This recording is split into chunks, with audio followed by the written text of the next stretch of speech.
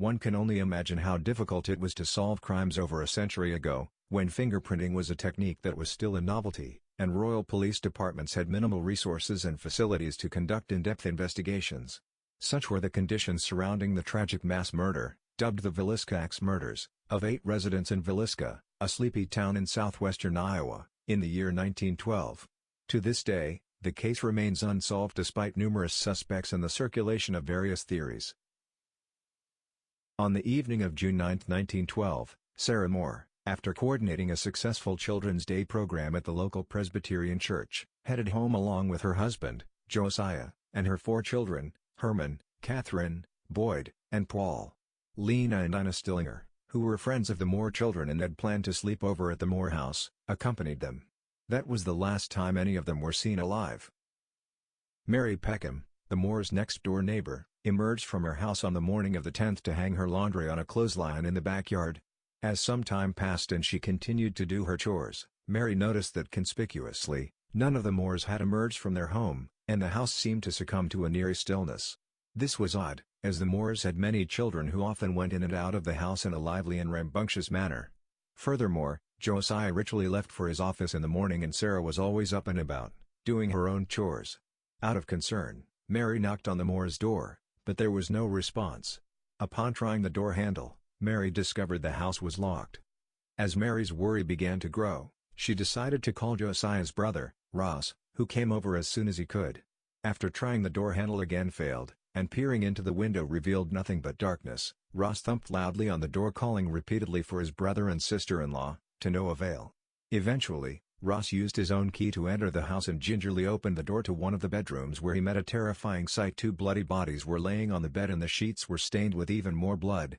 Ross didn't wait to see who the victims were, he rushed out of the house and told Mary to call the police. When Hank Horton, the city marshal, arrived, he made a gruesome discovery. The 2 bodies that Ross had seen were that of Lena and Ina Stillinger. However, they were not the only victims in the house. Upstairs, Horton also found the lifeless bodies of the entire Moore family.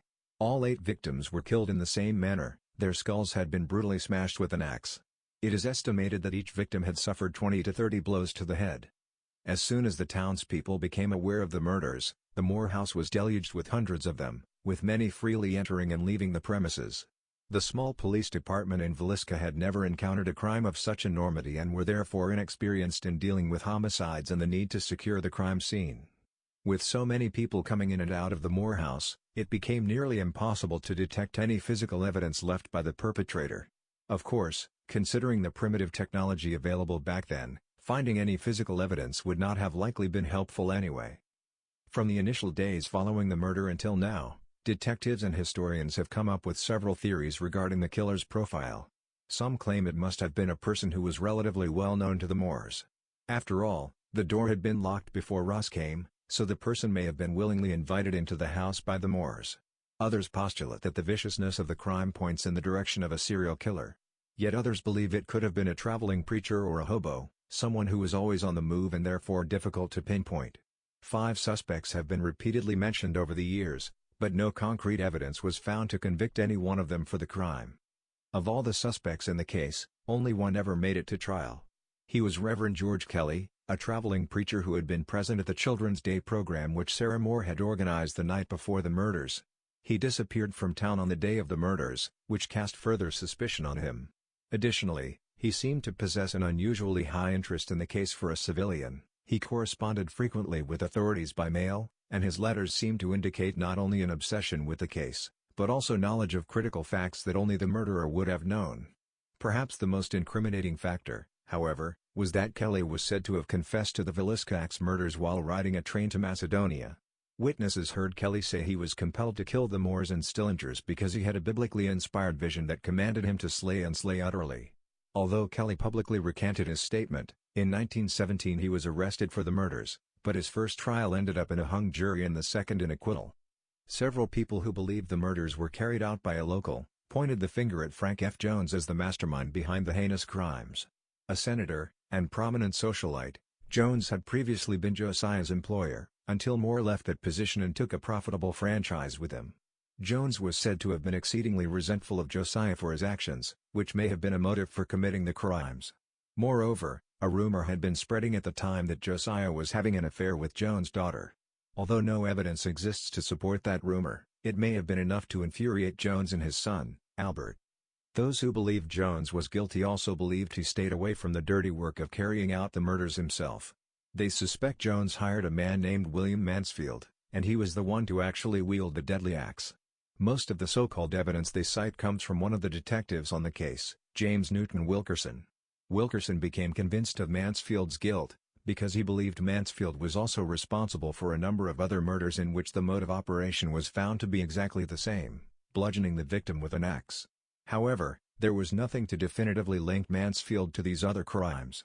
Wilkerson managed to convince a grand jury to have Mansfield arrested, but upon reaching the Montgomery court, Mansfield produced an alibi payroll records which demonstrated he was in Illinois during the time of the murders. He was released, and thus this angle also arrived at a dead end. Out of the many wanderers and transients that passed through the area and were scrutinized, Andy Sawyer was one of a few that were seriously considered a possible suspect. Like Mansfield, Sawyer had no real evidence to tie him to the crime, but his boss, a member of a railroad crew, claimed Sawyer knew more than he should about the murders. Furthermore, Sawyer was bizarrely attached to his axe, to the point where he slept with it, and talked to it. On June 9, the night before the bodies were discovered, Sawyer was arrested for vagrancy in Osceola, Iowa, a town 70 miles away from Villisca, and the sheriff had put him on a train that was to go out of town at 1130 p.m. that night. The possibility of Sawyer being in Villisca that night in order to commit the murders, therefore, is doubtful. M.W. McClaughry, a federal officer, who had been invited by the Villisca Police Department to assist in investigating the case, professed he had found the man responsible for the murders. McClaughry determined that the Villisca murders were not unique. There had been several similar massacres in other locations of Illinois and surrounding states, in which the weapon of choice had been an axe. When McClaughry's father, a warden of a federal penitentiary, learned about an inmate named Henry Moore, a man convicted of murdering his mother and grandmother with an axe, he passed this information to his son as a possible lead. After interviewing Moore and examining the cases, McClaughry declared that 23 homicides in the Midwest, including the Villisca murders, could certainly be attributed to Moore. However, few took McClaughry seriously, as many were convinced that Reverend Kelly was guilty, given that he had, after all, made a confession. The conclusion of this tragedy is that there is no conclusion. Some of the suspects have circumstantial evidence suggesting that they may have been involved, and other suspects have little against them except mere accusations and hearsay testimony. A $3,500 reward had been offered and publicized in order to provide an incentive for catching the killer, but as no one was able to do so, it was utilized to purchase gravestones for the Villisca massacre victims. The infamous Villisca axe murders case remains open to this day, and remains one of the most baffling mysteries of the 20th century. Well, what do you think about this case? If you have any interesting insights, feel free to share and add them below in the comment section. Thanks for listening.